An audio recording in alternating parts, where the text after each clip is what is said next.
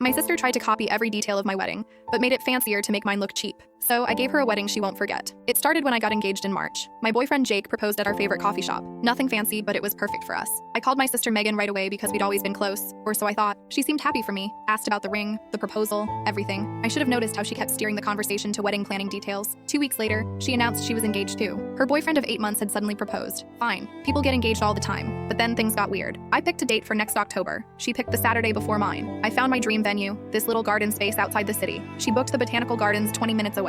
I chose burgundy and gold for my colors. She went with wine and champagne. Every vendor meeting I mentioned, she'd booked the same type of vendor but more expensive. I picked a string quartet. She hired a 12-piece orchestra. I chose food stations. She went with 5-course plated dinners. At first, I tried talking to her about it. Megan, don't you think our weddings are getting kind of similar? She laughed it off. We just have similar taste. Stop being paranoid. Then I tried being more direct. You're literally copying everything I do but making it bigger. She got defensive. Not everything is about you. Maybe you're copying me. Our mom jumped in too. Girls, you're both having beautiful weddings. Who cares if there's some overlap? But it wasn't overlap. When I picked eucalyptus and roses for flowers, she picked eucalyptus and peonies. When I decided on a photo booth, she got a 360 video booth. When I chose navy suits for the groomsmen, she put hers in midnight blue. Every single decision I made, she'd one up within a week. I was crying to Jake about it one night when he said something that changed everything. What if you let her copy fake plans? I stared at him. What do you mean? Change everything last minute. Let her copy stuff you're not actually doing. It was brilliant. I started Operation Fake Wedding immediately. I made a Pinterest board and made sure Megan knew about it. Filled it with stuff I'd never actually want. Told everyone in the family I was switching to a rustic barn theme. Megan suddenly loved barns. Mentioned I found the perfect photographer who did this artistic black and white style. Megan booked a black and white specialist the next week. Raved about this caterer who specialized in fusion cuisine. Megan hired them for her more elaborate fusion menu. Posted about changing my flowers to tropical orchids. Megan ordered $2,000 worth of orchids. The key was making everything sound like upgrades I was really excited about. 3 months before her wedding, which was the week before mine, remember,